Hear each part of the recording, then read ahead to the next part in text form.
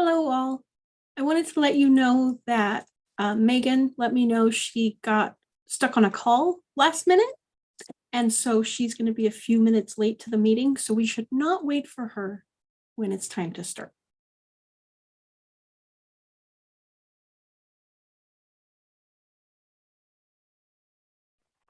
And just so others know, Dan is not able to make it to today's meeting, so Jackie will be facilitating.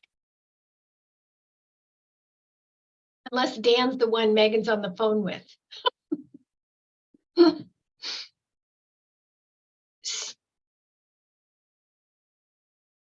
So Veronica, we don't have minutes to approve. Do we have other things that will require voting?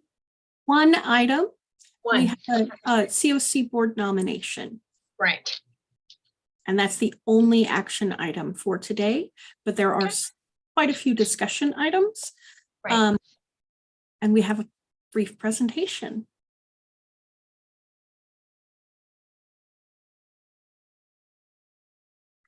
So I have that it's 1:30. Should we go ahead and begin? Or should we wait a few more minutes? We need to have a quorum before we can begin. And I reviewed the membership and we have 17 active COC members. Okay. So that's none. So we've got 1, 2, 3, 4, 5, 6, 7, 8,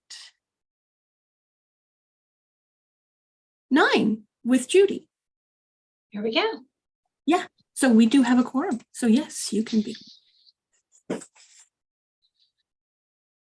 Okay, let's start the meeting on time and welcome everyone. Let's begin with a roll call. Okay, be prepared to come off mute. And when I call your name, please let me know that you are here. Aaliyah Armstrong. Faith Dayton. Here. Teresa DeSimone. Here. Jacqueline Williams. Here. Joanna Olson. Here. Paul Davis. Noemi Guerrero. Here. Karen Lovato or Naveen Bradahari. Amanda Archer.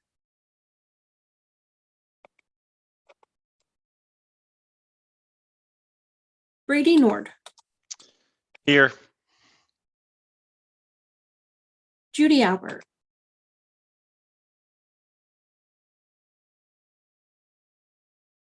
Judy's here. She's on. Okay, we're going to call that as a yes because Zoom can see you. Sage Wolf.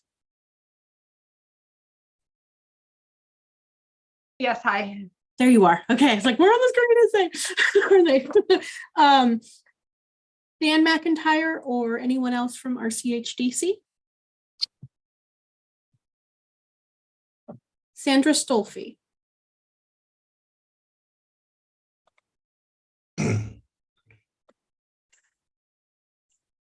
Anyone from the city of Fort Bragg? Hannah Nanez or Sarah McCormick? That's who I have down. Elizabeth Elliott or anyone from Northern Circle Indian Housing Authority? Denise Gorney and Natalie Shepard. Thank you. So I forgot to add Natalie when I was doing Math. but it's when I was doing math. Hold on. 8. We have a quorum, just barely. Yay. Just barely. So now it's public comment time. Did you get any? No. No, I received no advance written requests to submit public comment. Okay. Can I say congratulations to Jackie for Woman of the Year? Yes. Absolutely. Do you want to give a little more context, Judy, or should I? Oh, you can. Okay. I just read the article and saw it.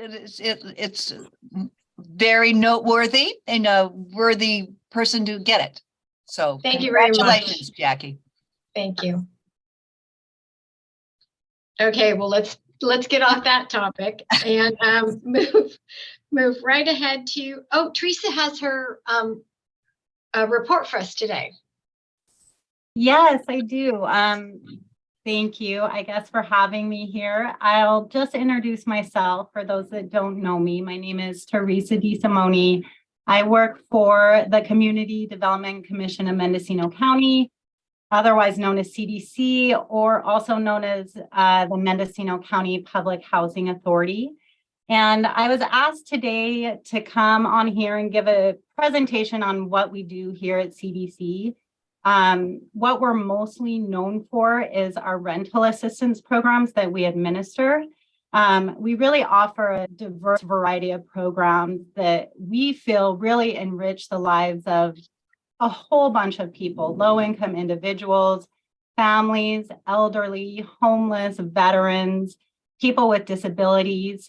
A rental subsidy is provided to those folks, and that really allows them to obtain and maintain sustainable, safe, and decent housing.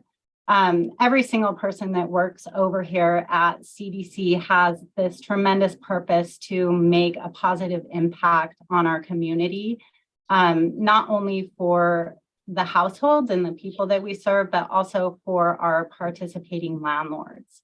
And so we have about 10 different types of rental assistance programs. Some of those programs are very broad and they help individuals or families who fall below a certain income limit. And some of our programs are targeted to serve a specific population. And so when I was thinking about this presentation, I decided to not put together slides, and instead, if I can share my screen, I'd like to use our actual website and focus on those different types of programs, who's eligible for them, and how somebody would go about applying for those programs. So everything that we go over today comes directly from our website. So after this presentation or tomorrow, if you don't remember something I said, you can always refer back there. So our website is cdchousing.org, and I'm going to have Danielle. She's here. She's our landlord liaison. She's going to type that in the chat for me. I can't find the chat. Oh, is there a chat? Or is There no is chat? no chat due to, it's a Oh. violation of Brown Act Oh, because okay, the that's public fine. cannot see it. So, we So can't- you could write it down, cdchousing.org. And I am by no means a Zoom wizard or a Zoom expert. So I'm usually not the one giving presentations, but I think that any questions that anybody has, I think it would be easier for me if we just waited until the end of the presentation. Also, if you don't get a chance to ask your question, or you had a thought, or you had a suggestion, I'm really open to that communication. So you can email me directly, and I'll give you my email address as well. You'll have to write it down. We don't have a chat. So it's DeSimone, which is D as in dog, ESIMONE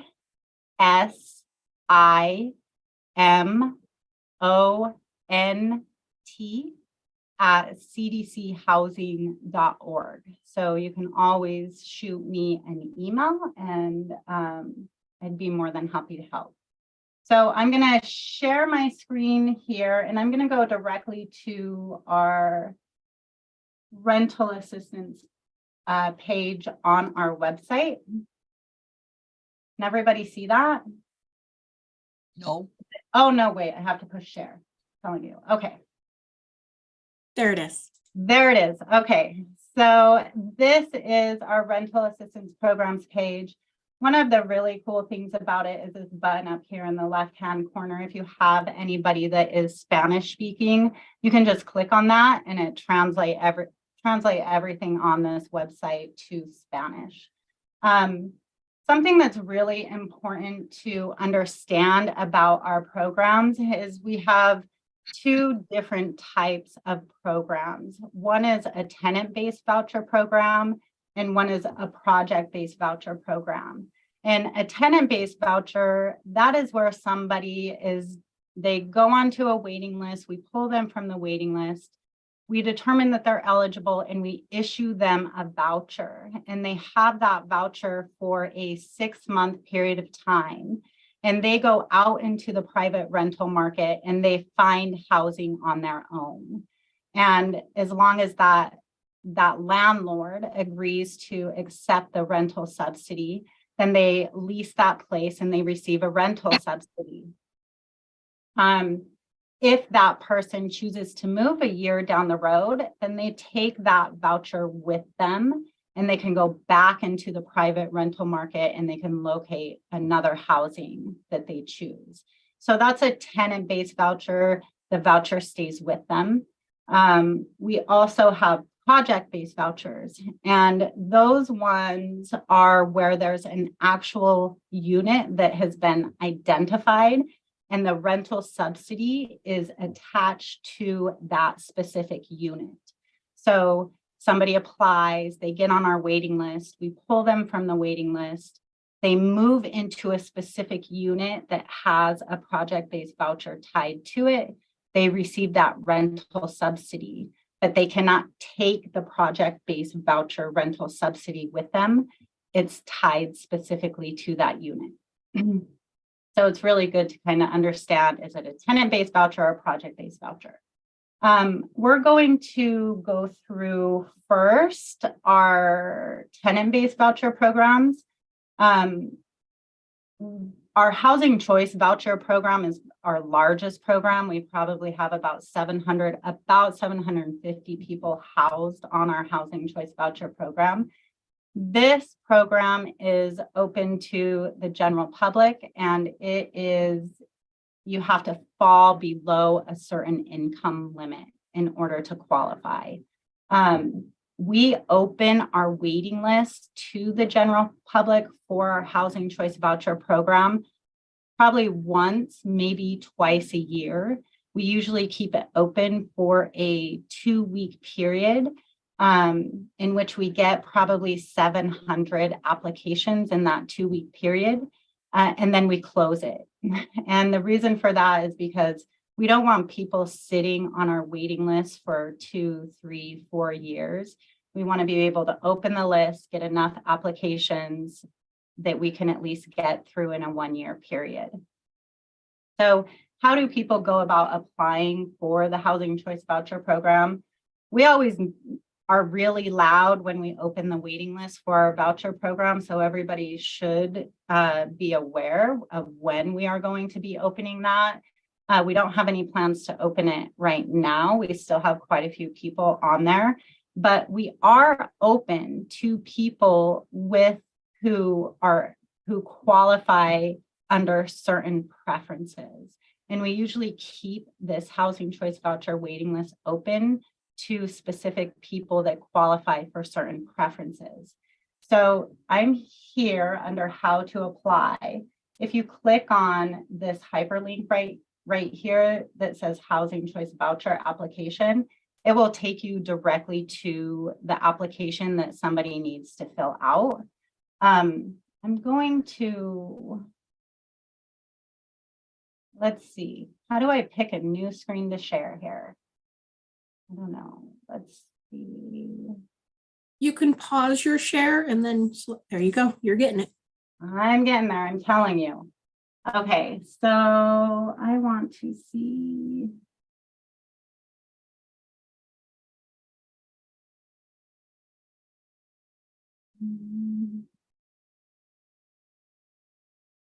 Maybe not.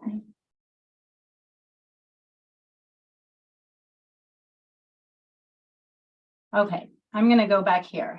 So the point is that you can click on this hyperlink and it will take you directly to the application. And on the front page of that application, it will tell you who can apply. Right now, that waiting list is open to people who have been affected by a federal or state natural disaster in which their housing became uninhabitable and they are currently homeless. It's open to veterans. It's usually always open to veterans. So anybody who is a veteran or the surviving spouse of a veteran can apply.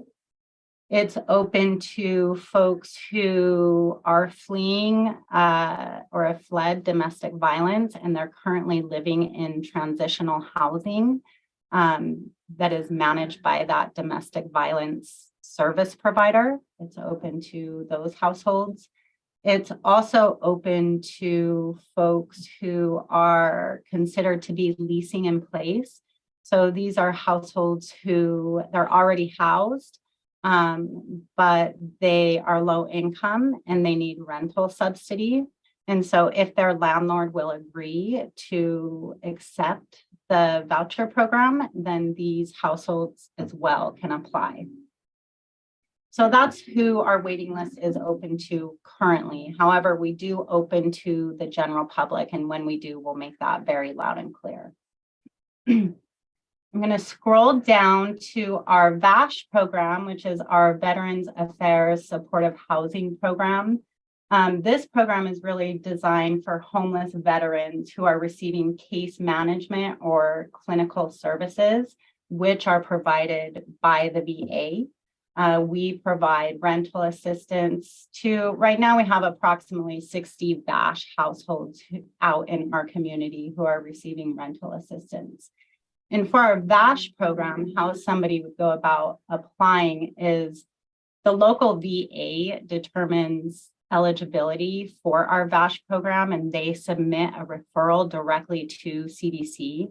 There's no waiting list for our VASH program.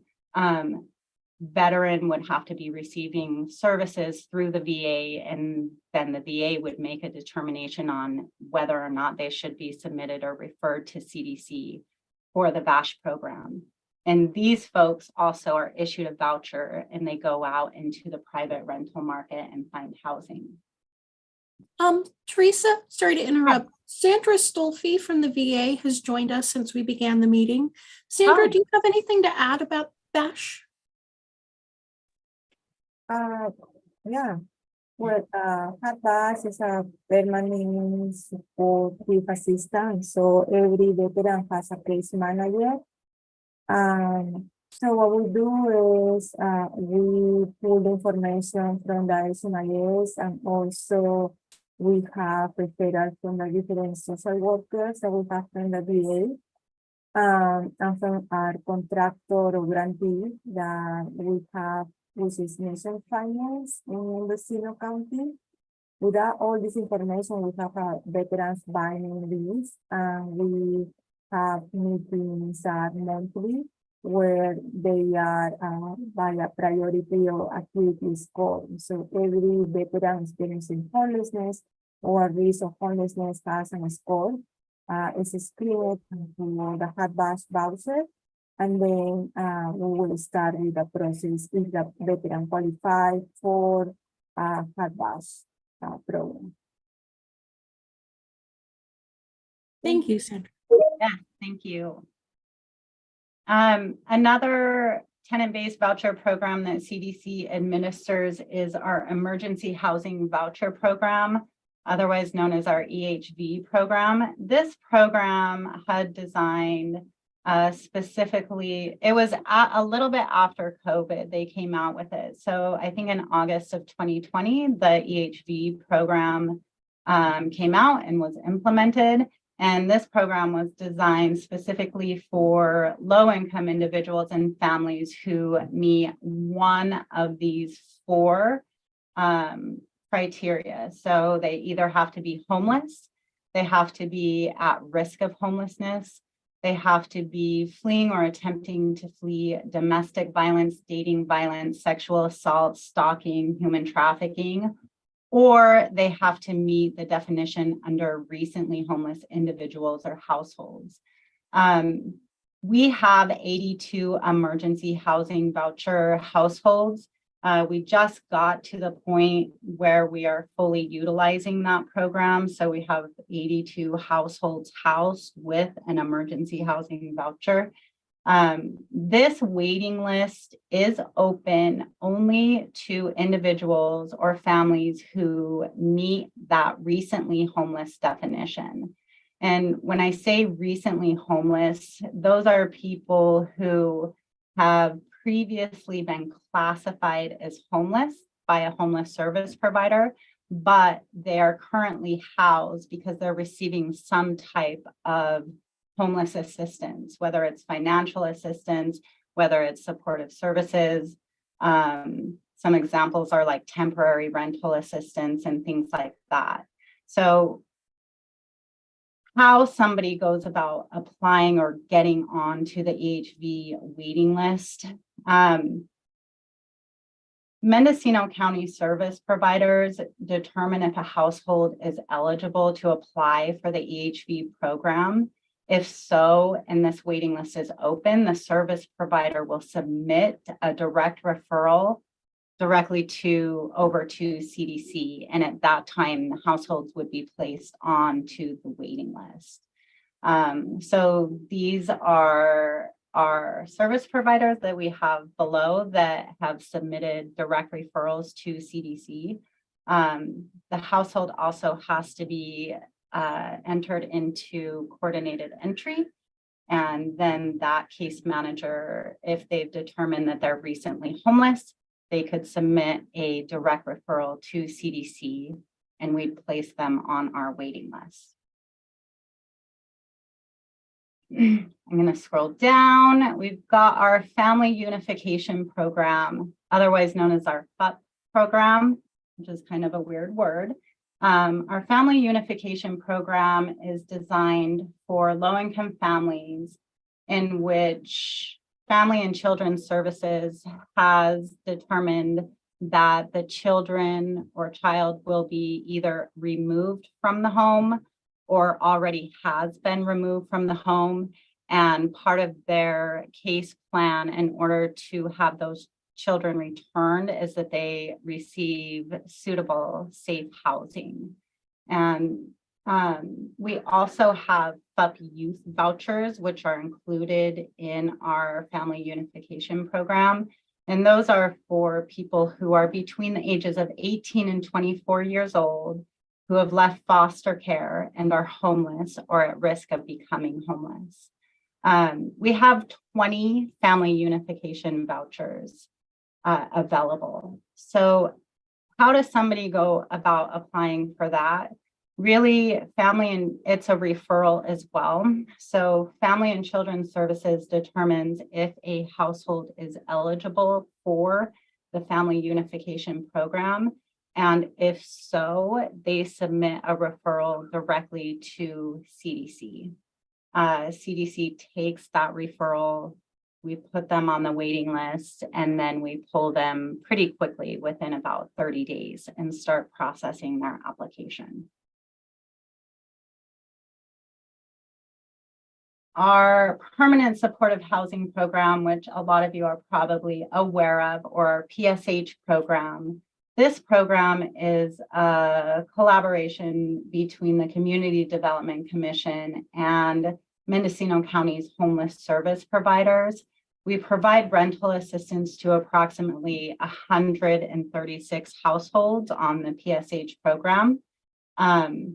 It's designed to help people who are homeless and have a disability.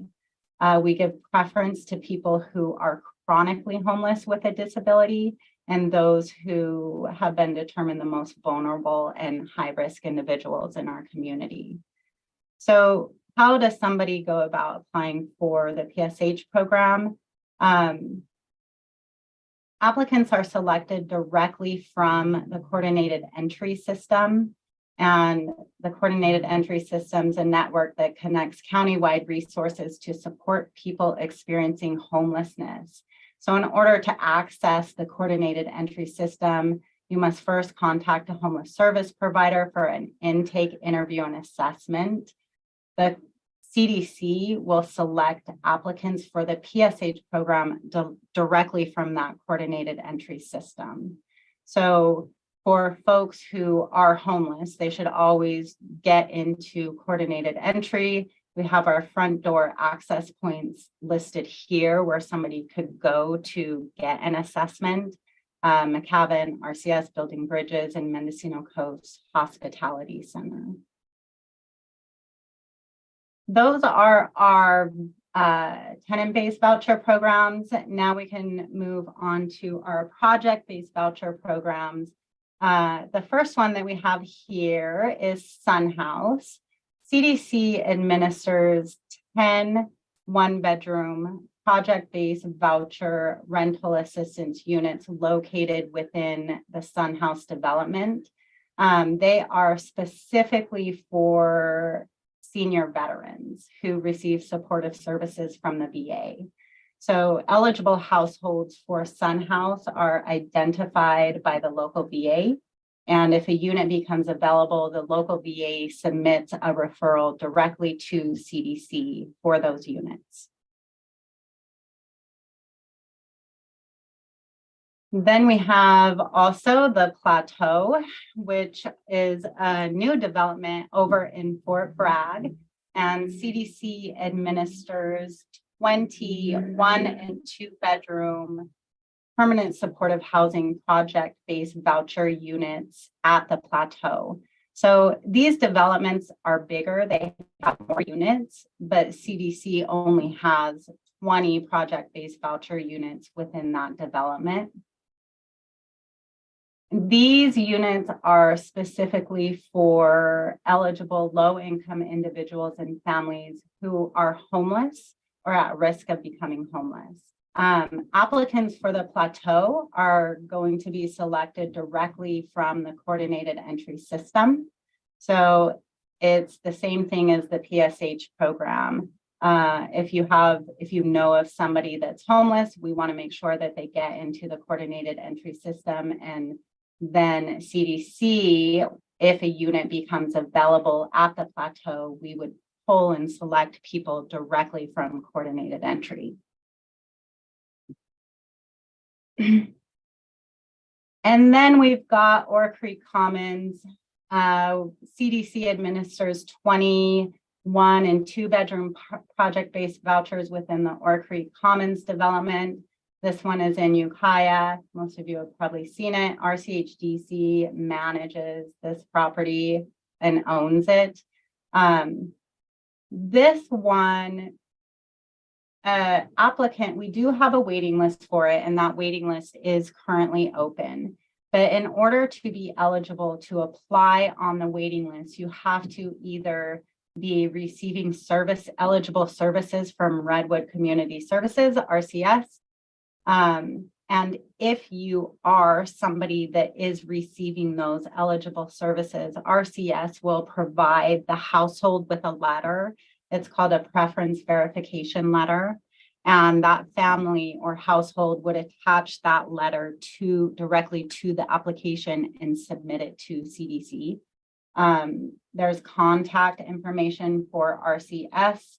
If somebody believed that they were receiving those eligible services, they could contact Samantha Stafford for additional information.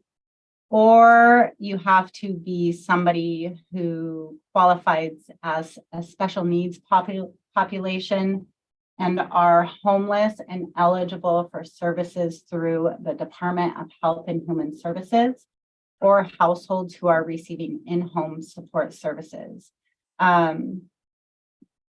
This is through HHSA. And so if a household is receiving IHSS or they meet the special needs population, HHSA would determine their eligibility for Oar Creek Commons.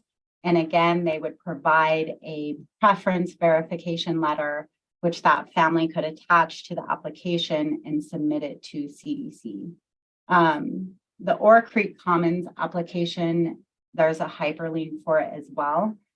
So somebody would just go to that application, they'd fill it out, they would attach the preference verification letter and submit that directly to CDC. Our last one are project-based vouchers that CDC owns and manages, so they're agency owned. We have about 143 project-based voucher units that are located throughout Mendocino County. We have units that are located in Ukiah, Willits, and Fort Bragg. In Ukiah, we have 3, 4, and 5 bedroom units.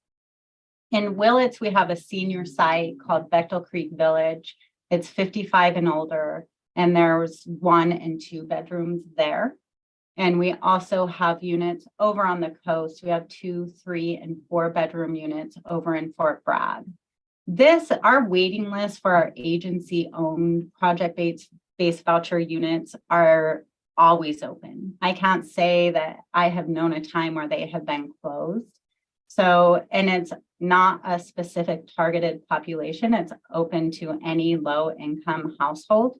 So how to apply, somebody would just come here, they would click the hyperlink, and that would take them directly to the application where they would fill it out and they would submit it directly to CDC. So that's it. That's all I've got for you. Does anybody have any questions? You can also email me your questions as well. Teresa, I have a question. Okay. Sorry, this is Megan. Is Hi, your Megan. hi? When your FUP program reaches capacity, is it at capacity? Do you know? We are not at capacity with our FUP program. I think we're sitting at about 13 people housed under the FUP program. Okay, thank you. Teresa, I really appreciate you sharing this and give us the opportunity to digest it again. And every time we go through it, I think gets a little clearer. I'm also so pleased to see everything's available in Spanish. That is just a huge advantage to all of us. So yeah, kudos we've for that. been working on our website, and that was just such a cool option to provide. With a click of a button, it's there, you know. Feels real inclusive. That's great. So any Well, other thank you. questions for Teresa? Well, Well, guys now we make all it know easy where to for go. me. Okay, Yeah. good. If know again, where if to go. you I was just, send me a message. can I ask a question? Mhm.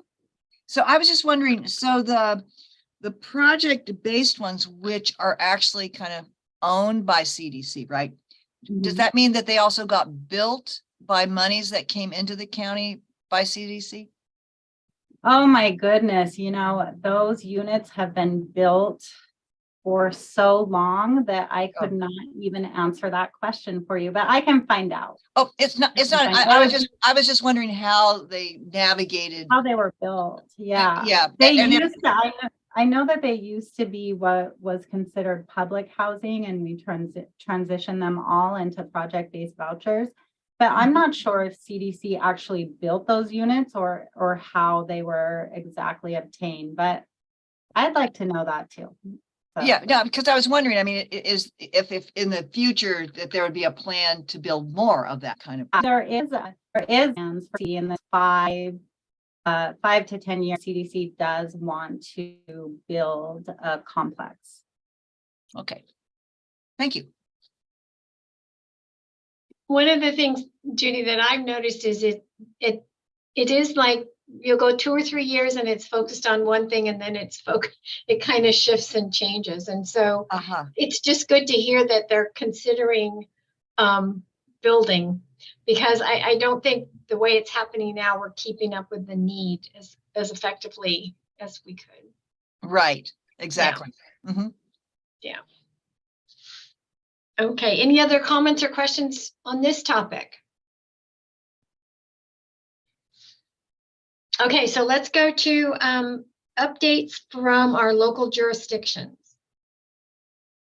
Really quick. Karen? Jackie, I just Uh-huh. wanted to share that since we began, a few members have joined us. Karen Lovato, Amanda Archer, Sandra Stolfi, and Denise Gorney are now with us. Okay. Well, in that case, Karen, do you, there you go. You and Megan can wrestle for who gets to go first. I don't really have any pressing. I think we mentioned last month that there were some changes with Manzanita, and Manzanita is now closed, but behavioral health is facilitating the interim wellness centers at the Veterans Hall in Willits and at the South Door office in Ukiah. We also have an opportunity for a bridge grant that may offer some interim housing options. And so we intend to pursue that. It's not, I don't think that we have enough time with the grant, depending on whether we get it, to do any structural new housing, but it would be interim options. And so we're looking into that. And depending on receipt of the grant, we'll be bringing more information back to the COC around what those options look like and how to access them. But that's my biggest news. That's good news. Thank you, Karen. Megan, do you have anything? I don't have any specific program news. I did want to let the board know that at the Board of Supervisors request, this has been like for 2 years, we are bringing a presentation to the Board of Supervisors. I think it's going to go on the May 9th Board of Supervisors date. They've been asking for an update on just general homelessness happenings, but it will be on the consent agenda. So there will be no fanfare, but there will be an attachment that has kind of a narrative report. It's clear in the narrative report in a written format, but I just want to verbally tell the board as well that because it's a presentation to the Board of Supervisors from county staff, it's mostly a county perspective. It's not like the COC's. The report is not a presentation from the COC. It's a presentation to the county from county staff about homelessness. But obviously, a lot of the COC's work is recognized in that. So if all goes according to plan, that will happen, and we'll certainly share a draft with the COC board as well on that. Thank you. Judy, Judy did you had a have question. or Always, I tell you. Sure. So Megan, wasn't there something I read at point in didn't the county, Mendocino County, get some kind of a award from the state of California for being one of the counties that was doing really well in terms of dealing with homelessness? I think they got, if you're headed where I think you're headed with the thing that I read as well, it was either the city of Ukiah or the Mendocino County or both. I think it was city of Ukiah actually, that got a recognition for meeting housing goals. It wasn't specifically around homelessness. Okay. It was about probably, and particularly probably low income housing goals. So I think there's a handful of communities that are considered pro housing, doing a good job on, and city of Ukiah deservedly was recognized for that. They have really, yeah. And I think the county may have been recognized as well because there's a fair amount of housing outside of the city limits that also was built. It's just good to hear good news sometimes. Yeah. I think, the city, particularly the city of Ukiah, has really worked hard to increase their housing stock. It's really obvious. So they're getting some recognition there. Any other questions on that one? Too bad Shannon's not here to add. So I would think nobody from the city of Ukiah, and Sarah's not here. And I don't see Paul. We may want to consider reaching out to Sarah and see if there's somebody who can keep us updated on what's going on with Fort Bragg. I'll try to remind Veronica, both of us, to do that because there's a lot going on in Fort Bragg and I feel a little disconnected from them. So it'd be nice to see if we can get them to rejoin and give us some updates. I agree. I had a really good meeting with the new police chief, and I think it would be, there's a real opportunity for us to build some new relationships. There are some new folks involved in trying to impact the homelessness challenge there. Okay, so let's look at standing committee reports. Dan or Megan, strategic planning. I'll just chime in. We have not met since the last board meeting. There is a update to a portion of the strategic plan on today's agenda, so I'll cover that when we get there. Okay. And Veronica, I didn't see Angelica. She's Did I? not here. Judy, have you Okay. guys met since the last meeting? No, she says no. Okay. Coordinated entry discharge planning, Sage?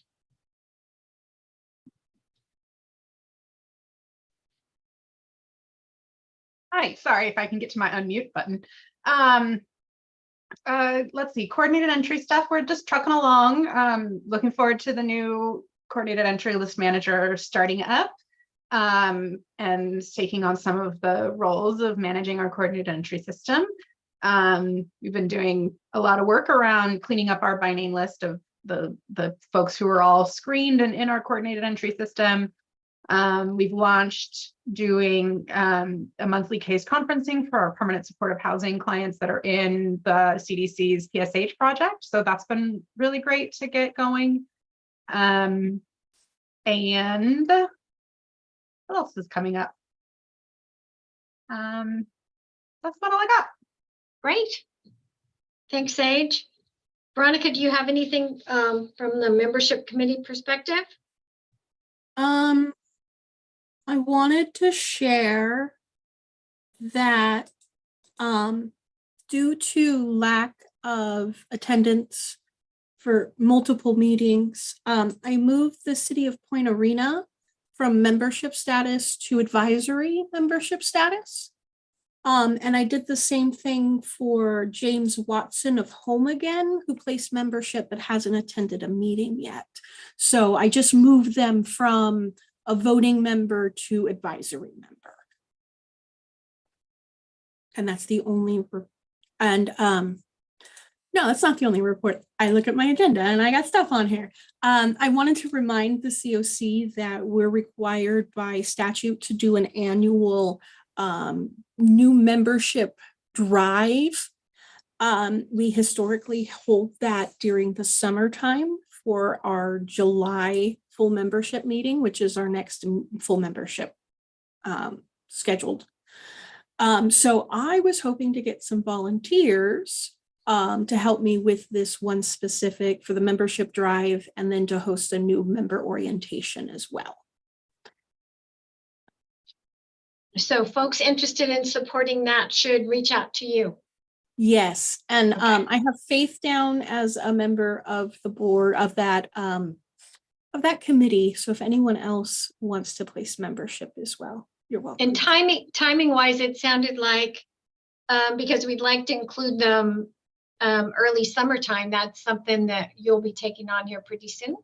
Yes, we got to work on it like next month. Okay. Okay. And that's the only report I have from membership committee. Okay.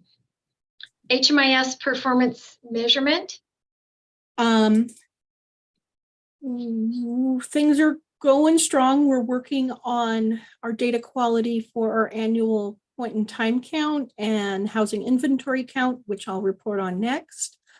I attended earlier this month the National Human Services Data Consortium, or NHSDC conference. It was held in Chandler, Arizona, just outside of Phoenix. It was the first conference they've ever held on tribal lands.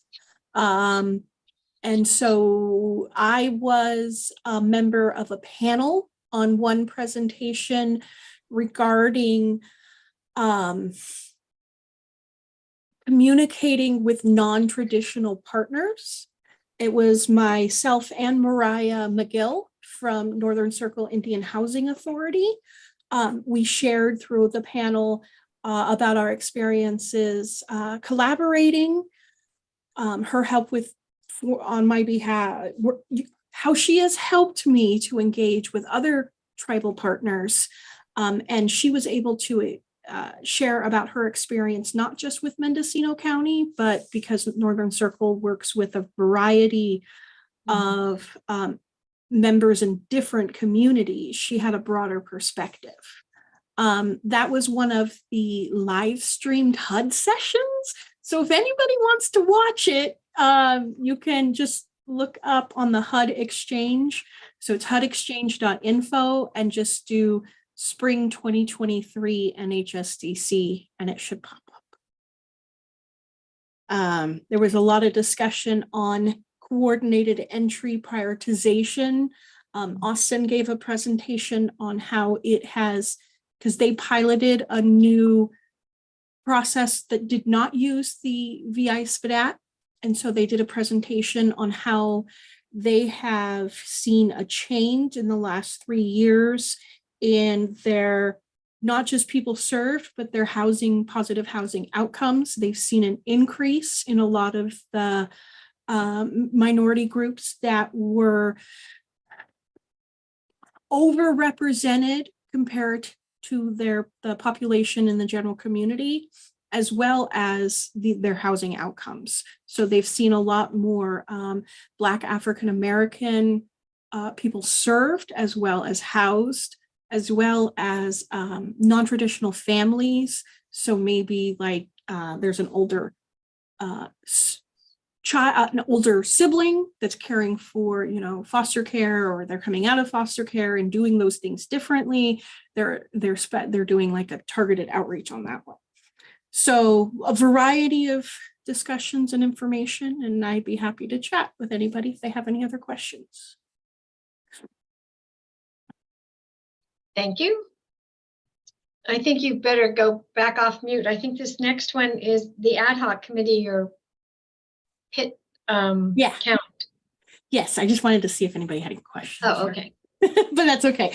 And so the ad hoc committee hasn't met since we held the point in time count, but Aya and I are working on getting our data cleaned up and exported from our HMIS and imported into HUD system.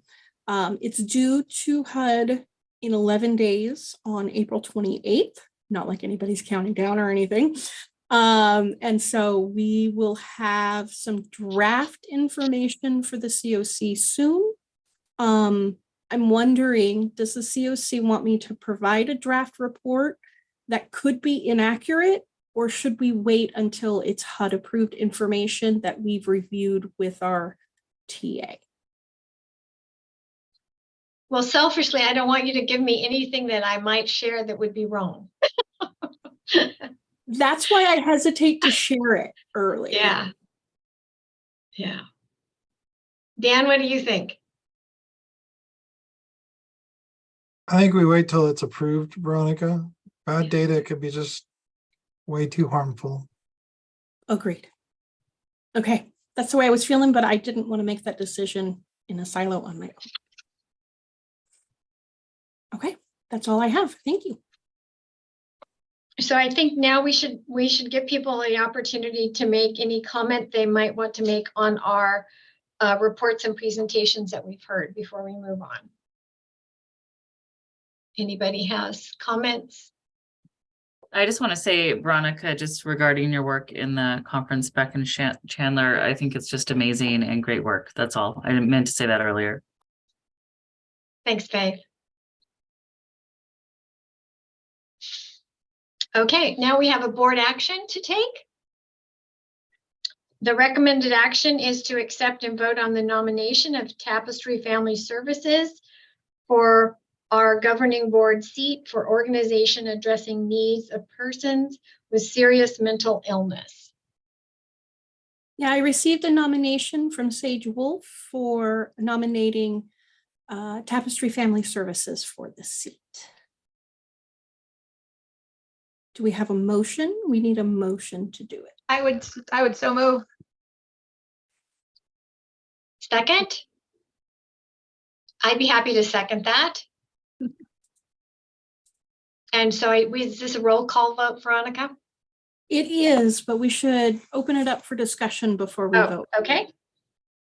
I mean, I suppose also ask if they accept. Oh, well, Natalie replied, thank you. So I assume that was an accepting nomination. I thought that too. That train I left the also station. knew I also knew that if Natalie didn't want to, she'd have told us by now. Okay. I do believe that this is a vote that I have to abstain from because of my relationship to all the specialty mental health providers. Is that correct? That'd probably be, yeah. Sorry, Dan, what was that? That'd probably be best, Karen. Thank you.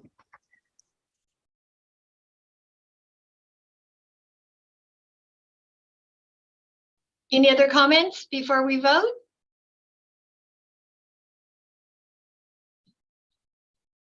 Okay, Veronica. Okay. As I call your name, please say yes, no, or abstain to vote on the motion on the table. Faith Dayton, Yes. Teresa DeSimone, Yes. Jacqueline Williams, Yes. Joanna Olson, Yes. Noemi Guerrera, Yes. Karen Lovato, Abstain? Brady Nord, Yes.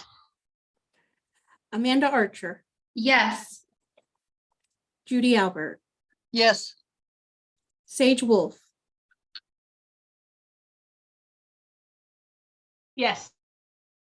Sandra Stolfi, Yes.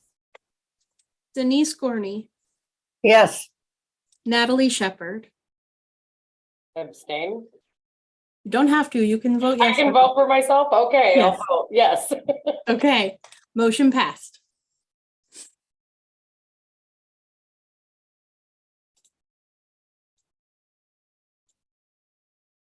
Congratulations, Natalie, and welcome aboard.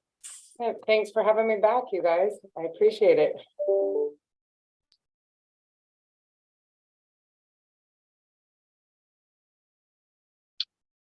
Who wants to lead the discussion on the finalized revised strategic plan?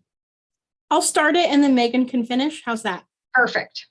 So I took the draft that had been presented to the COC board and integrated the HAP round 4 goals that we had established. We had thought about doing HAP 3, but I noticed that HAP 4, they were absolutely identical, but they were phrased in a different way with specific objectives identified.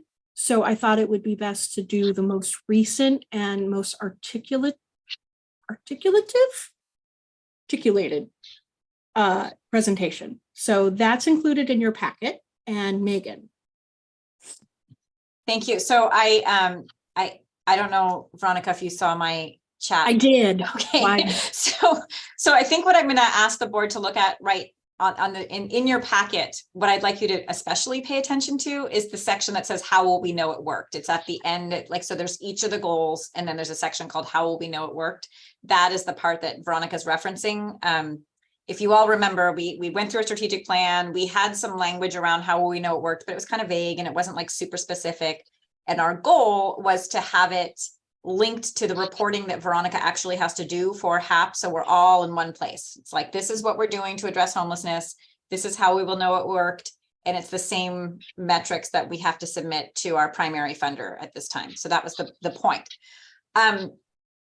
I overlooked that the chart that you're looking at right now for the actual strategic plan itself is a slightly previous version to the one that you actually approved. So what I'm asking you to look at now is the how will we know it worked section, not necessarily the chart, because the chart part we have already worked on, and the final version that this board approved was from October, not the September one. I had overlooked this when Veronica shared this with me earlier. So we'll take response. Does that make sense to everybody?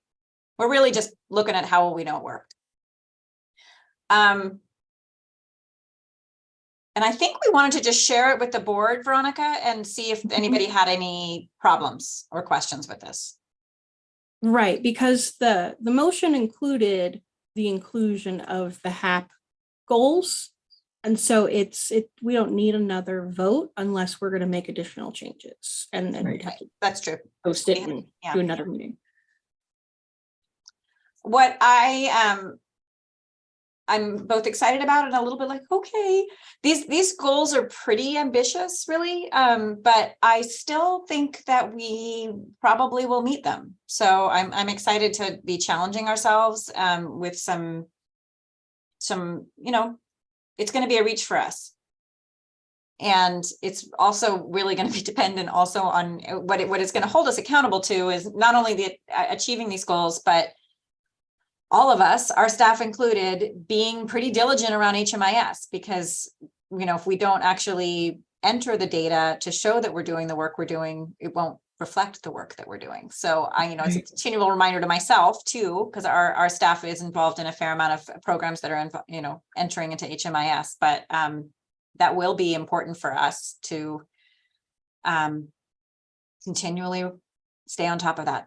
And I do want to acknowledge that, Veronica's had a reduced team here now for almost a year with Brian's absence. And I know it has impacted you, it's impacted us. So I'm really sorry about that. I wish there was a way we could have responded more efficiently to some of your requests.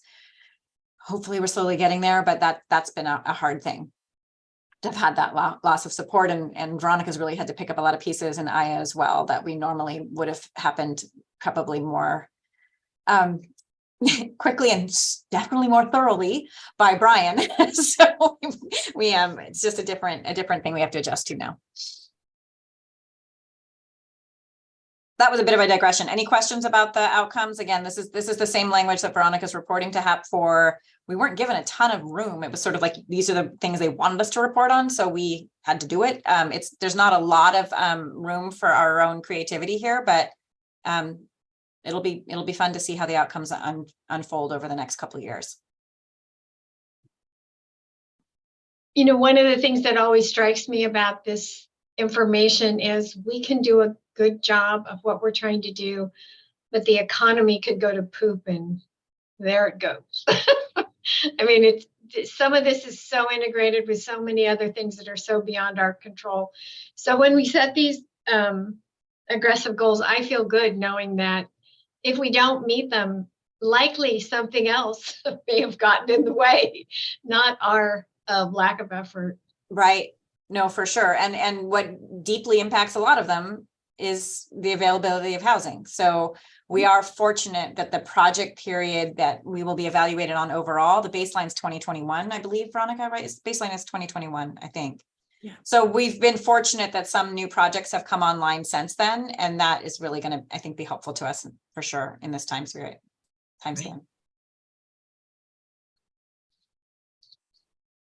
So I think if there's no, if everyone's good with it, we'll just carry on. And I'm excited because we finally have one document with one set of measures that we can hold on to for another couple of years. I plan on not dealing with this for another couple of years, at least, in terms of like really sticking with what we said we were going to do. And I continue to see a lot of progress in our community. I will say we continue to not communicate that progress very well. So that's going to be, for me, really on my radar of trying to make sure that we find ways to communicate with our community about what we are doing. I'm really seeing that. I'm seeing the backlash is stronger of a word than I mean, but I am seeing the impact of our focus on doing the work rather than talking about doing the work. We need to start balancing that with being really clear about what we have achieved out in the community. Yeah. That's just more work.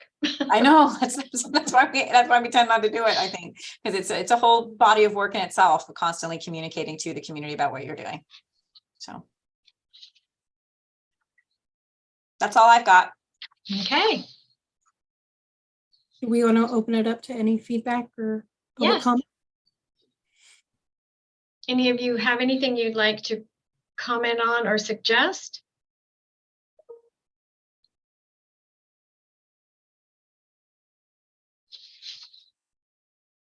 Okay, shall we go to the number 3? Update on the progress made on COC prioritization policy. It's needed for COC directed funds to support non-congregate shelter projects. So this item and the next one are items that have been brought before the board or the full membership previously, and either we're still working on it or I wanted to bring it, we wanted to bring it back to the table for, what should we do next?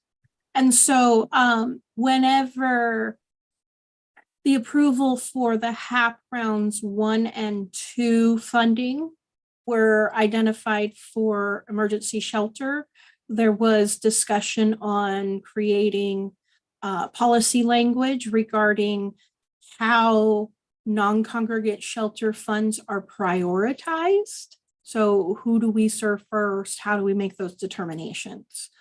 I believe it was tasked to the strategic planning committee, but it seemed a little vague whenever I was reviewing the recording. And so I wanted to get some more input on what is the vehicle we should use to work on that.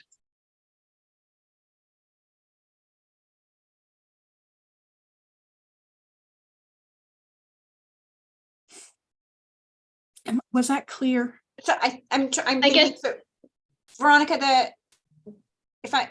what we need, when you say the vehicle that we're going to use to do that, it was the question like, who's going to? Are we going to do it in the strategic planning committee? Do we need an ad hoc committee? Like, do we want to put a shelter and solutions committee? Like, where do we want to?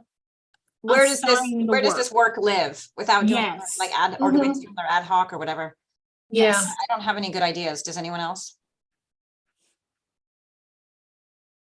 So it's a little bit different. We're not talking about prioritizing funding. We're not talking, we're not Right. talking about prioritizing. In some ways, we're talking about prioritizing populations or It's- subsets of populations. It's for agencies that receive funding through the COC for non-congregate shelter.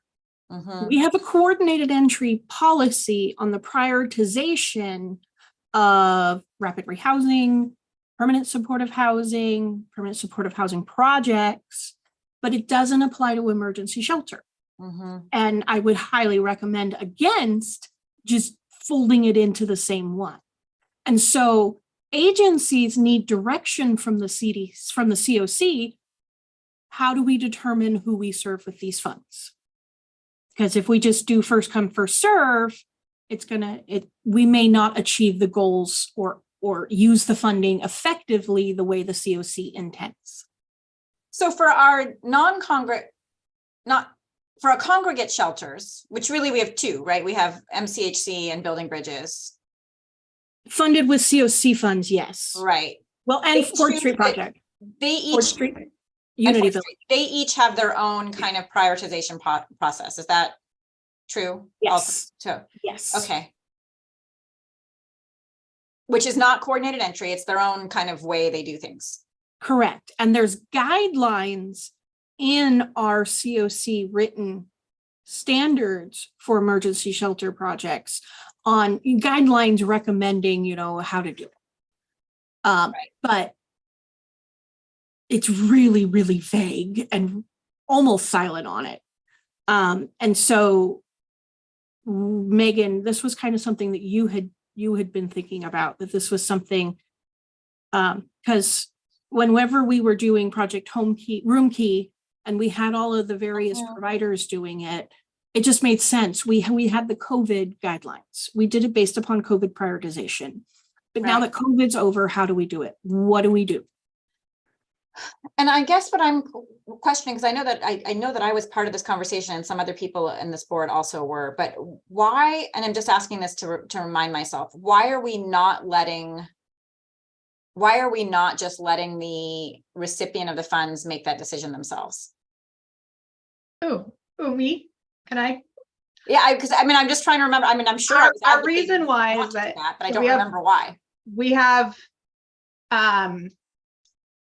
really, it seems like we should be doing better as a COC to give guidance regardless of whether it's congregate or non-congregate.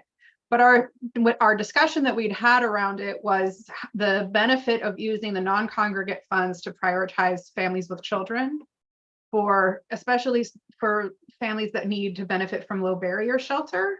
That non-congregate shelter, like if we're doing hotel voucher funds for non-congregate shelter, that we don't have a resource like a low barrier family shelter in our community, and prioritizing that population for non-congregate shelter resources might be beneficial. And that Yeah, I mean, so that was our reasoning behind us wanting to have a bigger conversation around establishing some policy around it. Mhm. Especially given that, I mean, we have in our community, we have a congregate shelter in Fort Bragg that does do families with children. And then we have a congregate shelter inland that through building bridges, but focuses on single adults. And then we have a family shelter through Ford Street Project that I know you guys also have some funds for hotels, but there isn't. Yeah, that family component is a gap. Right, but then you could also look at it as, well, there's also CalWorks that fills a bit, a portion of that gap, but what do we have for single adults? And so these are the kind of discussions that need to be hashed out in like a committee setting. And so what I'm bringing here is, which committee, who's gonna do this? Okay, so so if we tried to assign it to an existing committee, I'm just thinking out loud here, Veronica. I mean, shelter says shelter and solutions. Would it make sense to charge them with kind of thinking this through? Yeah, Judy- if we all of us that are providers supplied Angelica's team with then we could at least map across, Right. or they could. Well, it might add, a focus to the Shelter and Solutions Committee meeting, because I know that they did a report and a lot of work on, how, just doing Safe parking? a street, parking Mhm. street thing. And so since then, it's been kind of floating around and there hasn't been a focus. So that might give a focus and a motivation. I hate to assign this to Angelica when she's not here. Could we, one of us reach out to Angelica and run this by her? And see if this is something that she feels would fit within her Well, I focus think area? just from the description in our governance charter, it fits within that. It does. Okay. So I think that we can make a decision here today, even without Okay. her. And I'd be happy to email her about the discussion and what the outcome was. And I'll include Judy because I know Judy is a standing member of that committee. Is there any other members that I should CC on that? Sage is. I mean, I am a part of that committee, but I Okay. don't feel strongly about needing to be CC'd on stuff, but. Okay, it's mostly just to give clarification to Angelica about what we're Okay. talking. I Okay, think that would be really useful to have them kind of spend some time on thinking about this. And it makes some sense too, Judy, because I had forgotten that Project Sanctuary has some experience with non-congregate shelter as well. And I think would be important to help figure that out. And really, I'm reminding myself and this board that non-congregate shelter was a fairly new thing that kind of came up during the pandemic and has a lot of compelling qualities to it and also a great deal of expense. So it's really, it does need a lot of attention on how we prioritize it. Because if we continue to prioritize it as a COC in terms of spending, it's going to use a lot of money really quickly. And we need to be sure that we're all thought through all those different parameters there. yeah. Well said. Okay, so the action, it sounds like this is not something we need to vote on, but Veronica's going to go ahead and reach out to Angelica. Okay. Thank you. The next one's you, Megan. Okay, I'm going to rely on Veronica and Dan to help me. And I think Sage was in some of these conversations. I can't remember. So this is going to be hard for me to remember all this, but we had a charge from this board to go back and revisit our membership structure. It's like over a year ago now. It was brought up during the state audit. During the state audit. Okay, so really old conversation about let's really make sure that our membership makeup is what we want it. Do we want to look at a different way of looking at it? Dan did a whole bunch of research on different COCs, some of which have 7 members or something, right? There's a lot of different ways to have membership within the COC. And and also our state auditor was making us do this. So we were looking at our membership. It brought up what the state auditor wanted to look at was something that we were like, that's not really important to us. They were a little hung up on a business community membership and a higher education membership. So it prompted the conversation of, let's look at our membership. We did a lot of work on it, and then it was fairly poorly received by the board when we brought it back to the board. And then we kind of like forgot about it and gave up on it. But we really need to resolve this. So what Veronica and I would like is direction from the board on what are we doing? Are we actually relooking at our membership structure? And if we are, we certainly need participation from other people. As you know, the membership committee itself is basically Veronica. So we need to figure out, are we doing something around relooking at our governance board and the membership elements of it? And if we are doing that, what is that going to look like?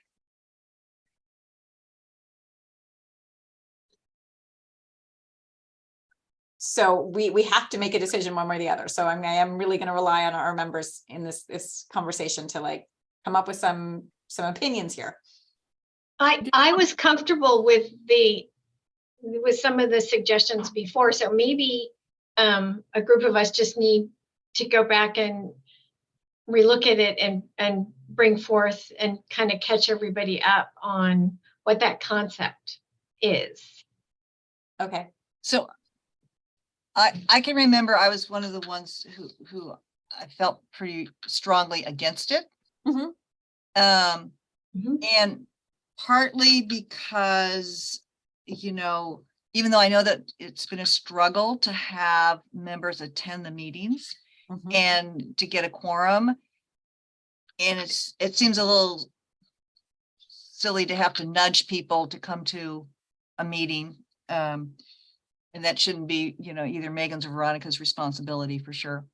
But I just find sometimes, in this county overall, knowing what's happening, in Fort Bragg, or knowing what's happening here, or knowing what's happening in other agencies that are working with the homeless, that this is the best avenue for me to understand and learn the funding flows, et cetera. And so I find it very, very useful that way. And so then when it got cut back to such a small group of people, and then also it was, a person from the business community and somebody from higher education, it's like, these are not the people working with a homeless population or seeing the changes back and forth. And as it is, we struggle to get enough people to be on our standing committees and to get any work done. So the decreasing of the board down to 7 people, it's like they're taking on another part-time job just to get the work done. Yeah. So that's why I didn't like the idea of the shrinking of the board. Well, I mean, I will say we were trying to accomplish a lot of goals in once. We were trying to address an issue around, sometimes our struggle to meet a quorum, which made us feel like we wanted a smaller number of the boards. There's some clear lack of representation on some of the demographics that we really wanted represented here. People felt strongly, as do I, that we should have a tribal membership, right? That starts like expanding the number. And then we also were trying to not keep it too complicated, and it's hard to accomplish all of what we wanted in one change. So it's probable that what we brought before you wasn't quite ready, but then we just sort of like let it all sit. So I'm thinking, Jackie, that we probably shouldn't bring back exactly what we had, but we do need to work a little bit more. We could start there because there was a lot of thought that went into it. Right. I'm not sure if we should bring back the exact same thing. Frankly, I can't totally remember exactly what we presented. So it helps me know what our objective is. And as you said, I think what happened with that one is there were multiple conflicting objectives that were kind of thrown in the bucket. And so maybe prioritizing our objectives. My tenure on this board started when this was just like homeless services before the COC. And that legacy, I think, is what Judy's admiring. And that in those days, we even had faith-based partners because they were genuinely concerned about impacting the lives of people that were at risk of homelessness or unhoused. And so, we kind of had to, some of that fell away, that community fell away so we could get all business-like for the state. And I think it's important that we keep an appropriate balance and we don't get so, tied in all of our theory and our laws and all that, that we lose some of that. Because I think the more people that are playing these roles, the easier it is for us to help the rest of the community know what we're doing too. We can get kind of isolated. So with that said, I think another discussion might be in order. Dan, do you think that?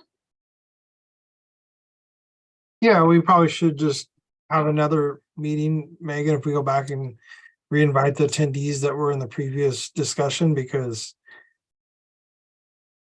well, I think the board needs to shrink. I don't think it needs to go to 7, but I still think it needs to shrink. We proposed what- 11. What was that? We proposed 11. I don't remember what we proposed. So we proposed moving from 18 or something like that to 11? Yes, from 18 to 12 with one member not having a vote. So right now I don't have a vote, but I'm still a board member, and that makes 18. And so we said 12 with the chair abstaining unless it's a split vote. And I think again, to add to what Jackie was observing in terms of multiple objectives, I think we also were recognizing that while we struggle to have a quorum sometimes, we also haven't been very good at being pretty efficient and maybe a little bit more hardcore with people that are not showing up. We really should just, because they're both not showing up and taking a space that's affecting our quorum. And so if we got better at that, it could reduce our quorum problems, in terms of like, okay, you haven't been here for 3 meetings, you're not in the seat anymore. And so we can vote, right? Because otherwise you're holding a blank space here for us, right? Yeah. And I think there was some focus too around having, because we've always had a hard time filling lived experience seats, right? Oh, we have a new Right, idea which on is that. very important, but I like your note there. I think we kind of talked about that, the lived experience board, because I think it's going to be important, especially as funding tightens up and dries up from the state and from the federal level over the next, I'd say 4 to 5 years, to really understand what's effective. Because just because we think something's effective does not necessarily mean it works for those that are living that experience, right, on the street or going through those hardships. So I think if there could be a broader spectrum there, and not like this need to have a commitment to come to the seats, but maybe like quarterly meetings with a group, that we can get some feedback from like what's currently working or not working. The other Honestly. thought I had along those lines is that when we have, at 4th Street, when we have our tenant meetings, that's the population, and there may be a way that Sage and in Fort Bragg, some of us could literally do some polling, or there's multiple ways that we could get that input or those voices other than making them join a board and attend a meeting. And if we got clever about it, it might be interesting, and who knows, we might uncover some feedback that would really help us in what we do. So I'll be discussing that further down in the agenda for good. Under HAP updates for the request for proposals. You'll But it hear is on more this from agenda them. item too, Veronica, because it was like, we wanted direction about revising the board. Oh, and lived experience board. You're Yeah. right. Right. Okay, so I guess I can share it now. Well, I think it'd be helpful, Veronica, because you shared what you heard at you really latched onto this, which others of us had mentioned, but you really latched onto this at wherever the conference you were recently at, right? Right. So at NHSDC, there were a lot of presentations on incorporating lived experience, how to develop a lived experience board, things like that. And so what I plan to do is include in the HAP rounds 3 and 4 request for proposal, including the activity of an agency or organization organizing a lived experience board of however many seems to be fit. Usually a board is anywhere from like 5 to 12 or so. And then having this board of folks who can be brought items to discuss and get input on, and then they can elect a representative for themselves who would then fill our COC board seat for a person with lived experience. So they wouldn't just be speaking on their experience, they would be bringing the input of all the members of that board. It would also provide funding for an entity to be able to do advertising for that, to provide incentives for engaging, because we need to give out gift cards or something to incentivize folks to participate. This is their time. This is what's important. Their time is just as important as ours.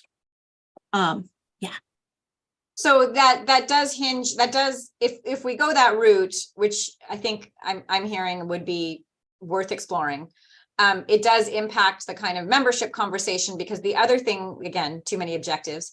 The other thing we were trying to do in addressing membership issues was really beef up that lived experience, quality, which I think we're all recognizing. The COC board is not exactly, maybe it might not be the right venue or the best venue to really have strong lived experience participation. And we can find a way to amplify the voices of people with lived experience in a setting that's comfortable to them and that actually feels more appropriate to what they have to offer. The COC is, as Jackie said, there's a fair amount of bureaucracy, and it's not really a place that we have a lot of really rich discussion, but we don't have a venue for that rich discussion as much as I would like. Right. So we might be able to bridge those gaps through a lived experience board. And Veronica's absolutely right, for the county to organize something like that. And we're just, it's not our skill set. We have a hard time giving out incentives. It's just like not our thing that we're very good at. So it would be much better if a community-based organization figured out, if they were interested, was be willing to host that lived experience board. I would love that. I think people are more comfortable speaking for their cohort than speaking for themselves personally sometimes. I think we might get richer feedback. I totally agree. So, which if we do go that route, will help us feel more confident about setting up our membership board structure, knowing we have another way to hear those voices that are not necessarily through numerous participation on the COC board. So it does sound like, Veronica, that Dan was suggesting, and I think we have no other choice, but to resurrect that same group who went through the membership conversation before. I think most of us are still around, and like kind of just dust it off, revisit it, think about what's changed since we last brought it, and just keep plugging away at this conversation.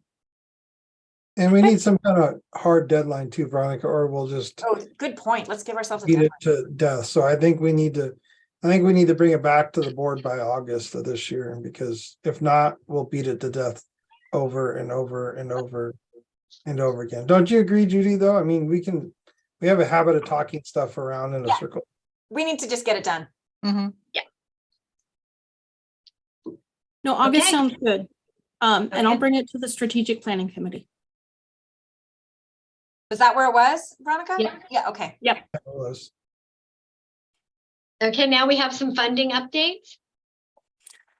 Yeah, so soon as I was about to send out the agenda on Friday, I got an email from HUD with our fiscal year 2022 COC program competition debriefing. It's our score that we got on our application from last year. We've improved our score. We went from a 59 to a 69%. So I'm calling that like definite improvement. I haven't had the time to be able to compare the two and look at what's different and where we increased. And if, but I did include the packet that we received in your agenda packet. So you can take a look at that. I don't know if anybody's had time to look at it and has any questions. Faith. I have a question because I skimmed through it and we got a 0 for healthcare and homelessness. And I wanted to understand what that meant and how we can improve that, especially, I mean, as a medical social worker, that caught my eye. Right. It's specific. Oh, And we might not solve this in the next 6 minutes. no, we probably won't, but we can talk about more about that offline. Okay, I would love to. Thank you. Yes.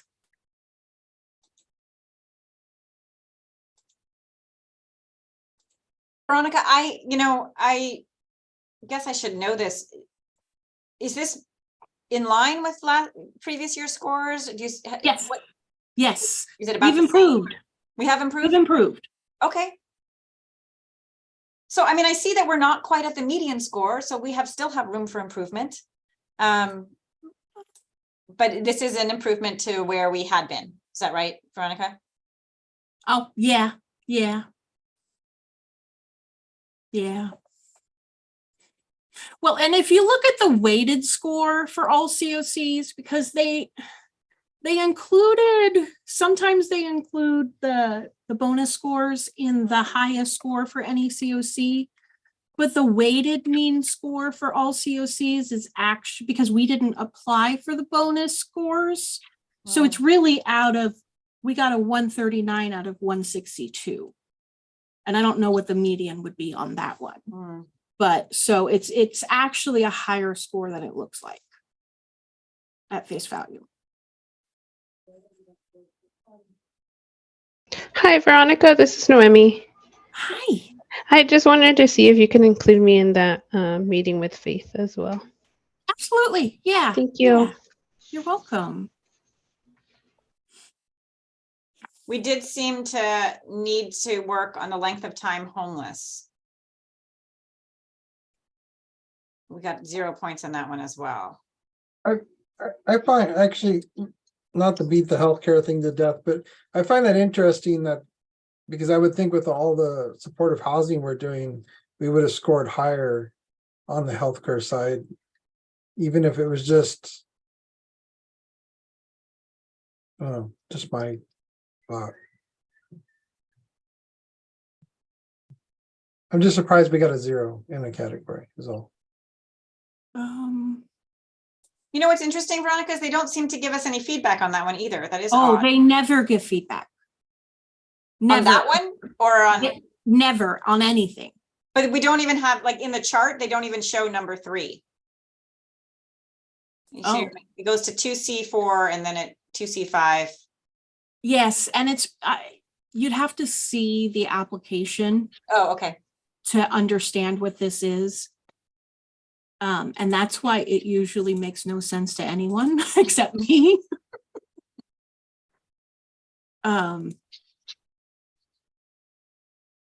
Veronica, just for my curiosity, when you reach out to Faith and Naomi, let me know because I think there's a way we can improve that, because if it's just talking housing and healthcare, I think between our projects and Danco's projects, we can find a way to improve this scoring on the next time we do this. Yeah. I'm pulling it up now. Which question was the healthcare question on? 3A? I 3A. think that's, yeah. Because without knowing the question, it's hard to understand the answer. Oh boy. Sorry, it's 239 page document.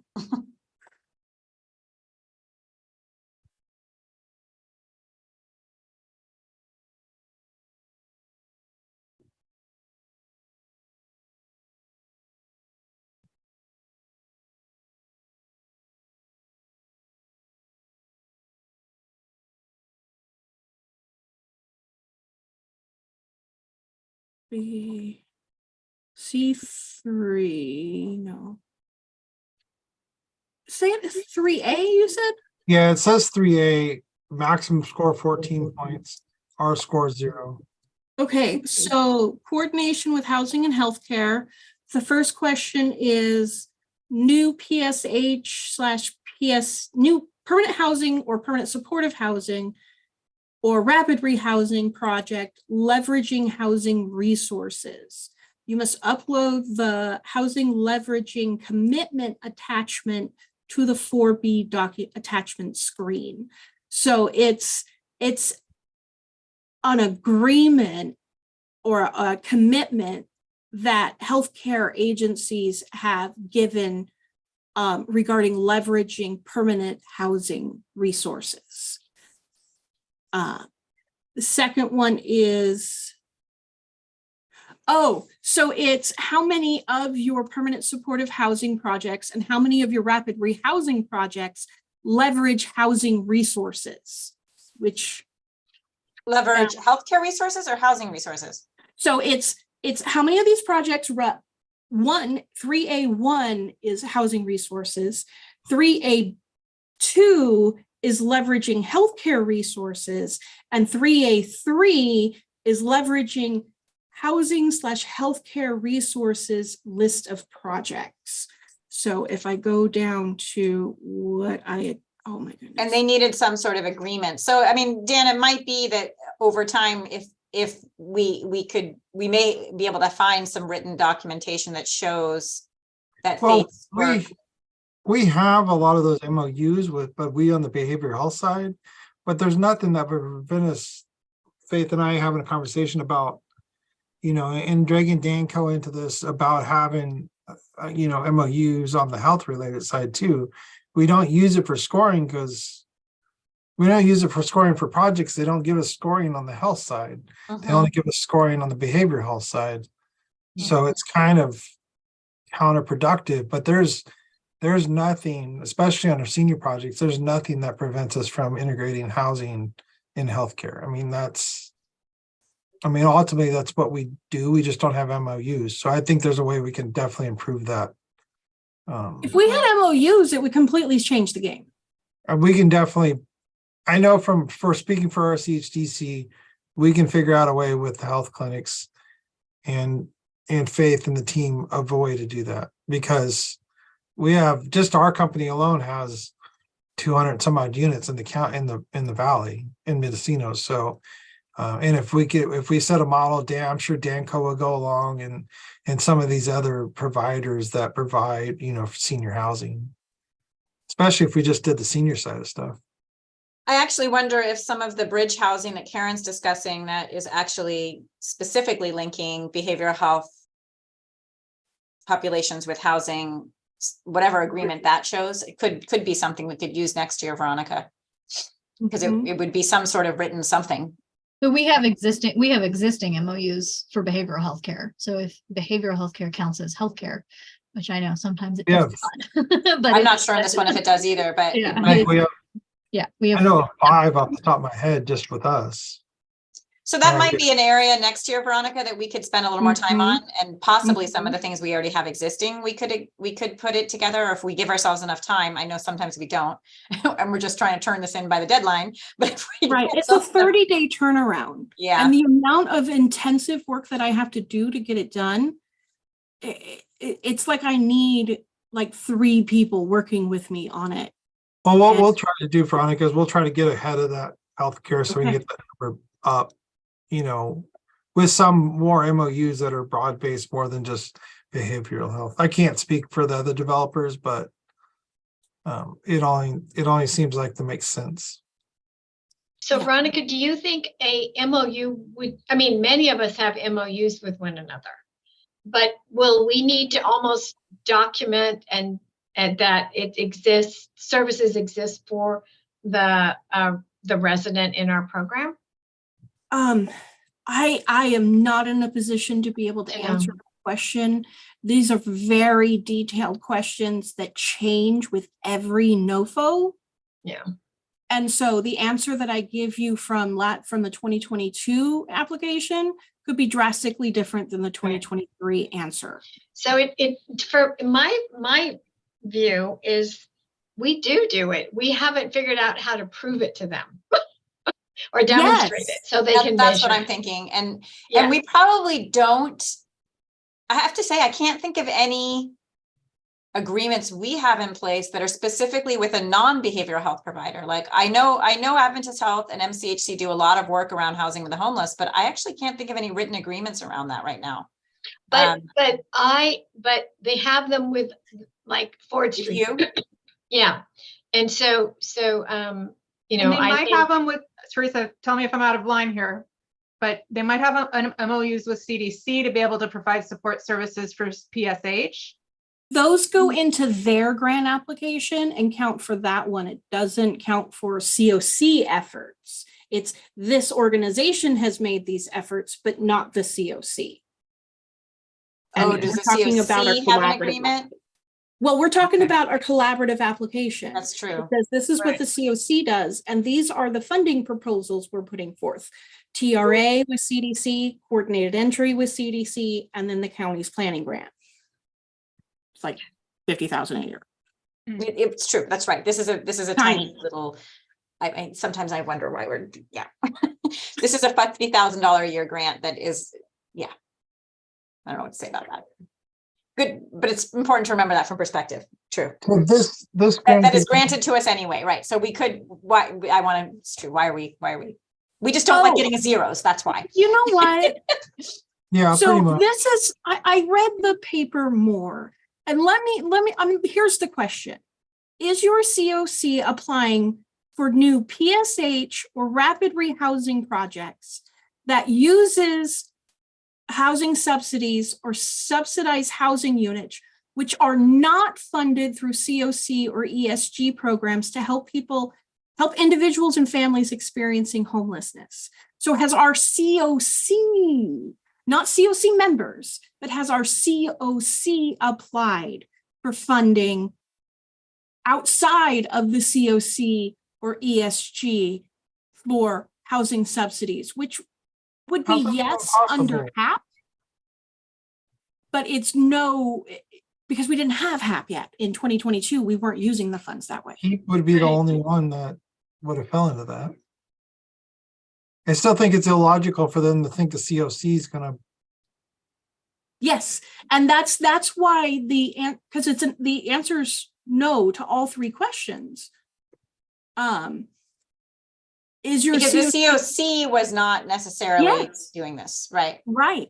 And when the COC is not a nonprofit, it's like these are always no's. So we might be able to change those with HIP and HAP. Those and HIP.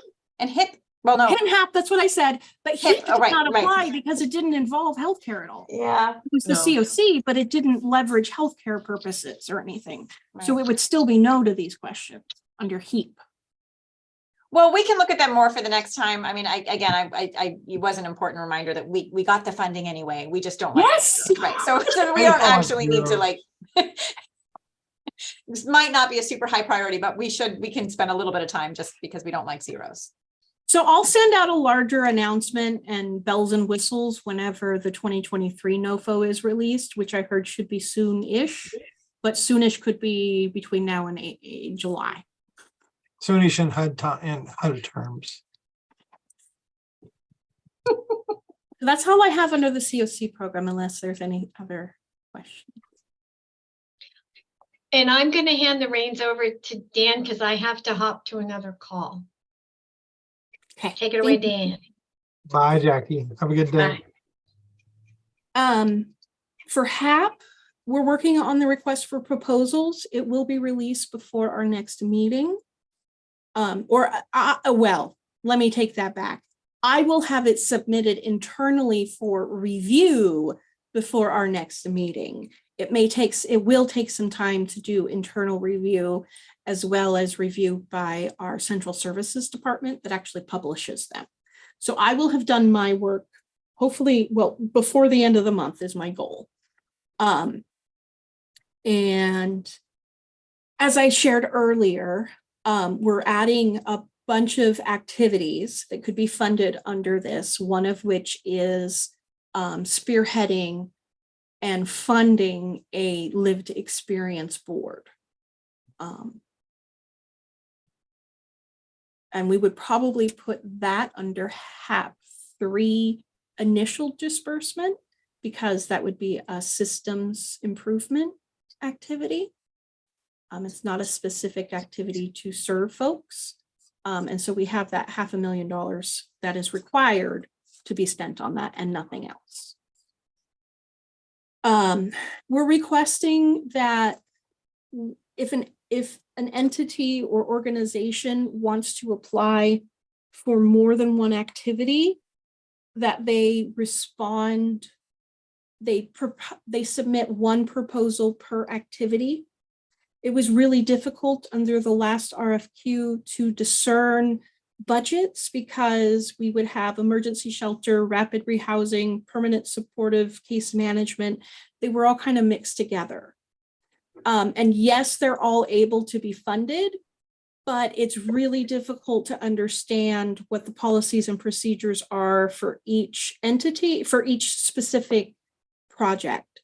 So, for example, if an entity wanted to apply for rapid rehousing and emergency shelter, they would need to submit 2 proposals, one per activity. Yeah, it was very hard to rate and rank as well, too, doing that.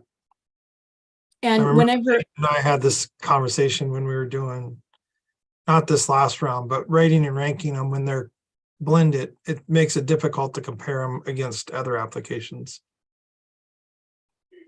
Yep.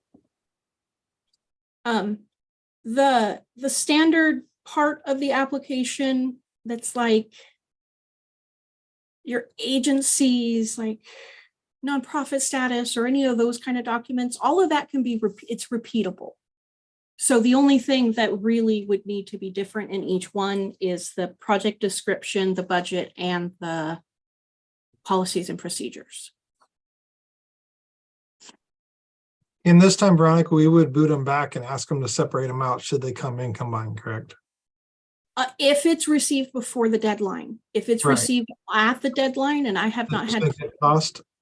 yeah, because I can't change the rules once the deadline is the deadline, and that's not something I have the power to control. That's a county central services. So I would highly recommend that if anybody wants me to review it, I need at least 72 hours advance request in that, something like that.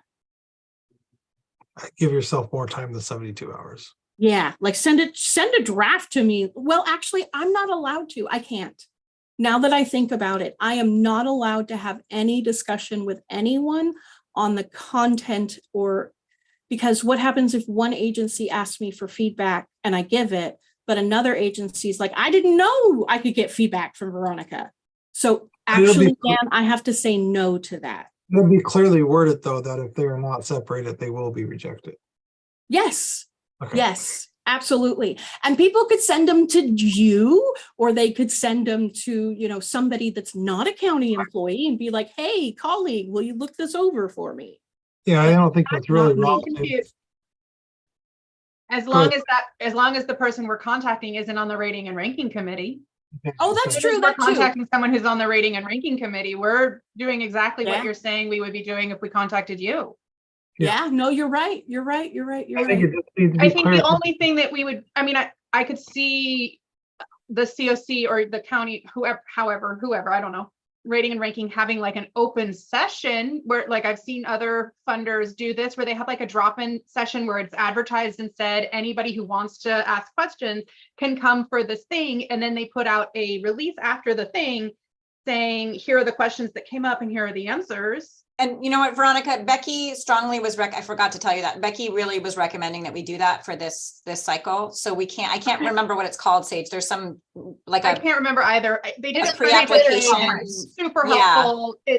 It is a very helpful practice, even more so than the email questions to this address, and then it'll come out. That being able to have a discussion is, because you can get nuanced, right? So we should remember to do that. I think that the whole point is that it has to be very fair. So we advertise ahead of time that this is when this meeting is.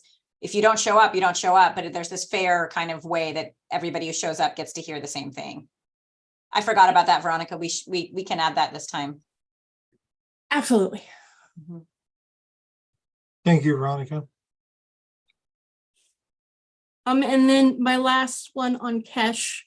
I'm waiting for an approved board agenda summary, and then it will go to the board. It would be scheduled for the Board of Supervisors meeting. So I'm on my last few steps. What? Next. the soup meeting for this one would be probably sometime in May.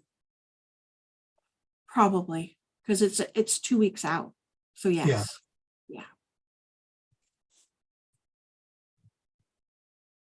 Any questions from the board or input on any of the funding things that we already said? I'm not hearing, we'll go down to projects. Anybody got any projects that didn't make it on here that they want to talk about? Projects / announcements. I'll do both of them at the same time. I do have an announcement. Want to go? The Youth Homeless Demonstration Project, 2023 NOFO was released. I couldn't find the exact date it was released, but it's due in June. It is a COC application. So it's very similar to the way the COC program competition works.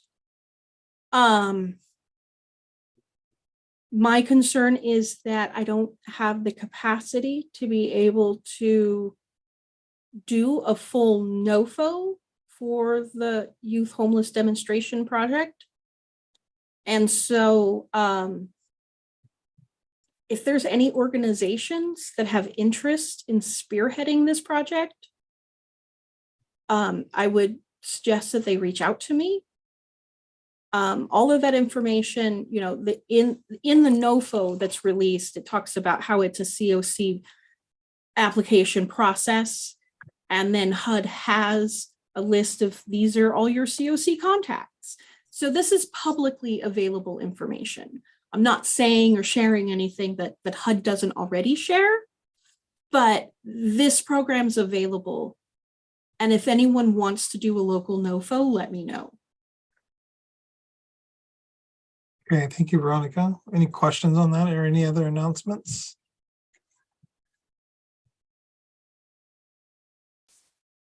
Okay, no other announcements. We're going to move on. The next meeting is May 15th, 2023 at 1:30 p.m. So right around the corner, almost. Yeah, it's only the 17th. It's a month away. Yeah. The last 2 weeks of the month always seem to burn up into infinity and beyond, but it's like Woody comes around and burns my calendar when it comes to the last 2 weeks of the month. I don't know where it goes. All right, well, thank you everybody for showing up, and we'll see everybody on the 15th at 1:30.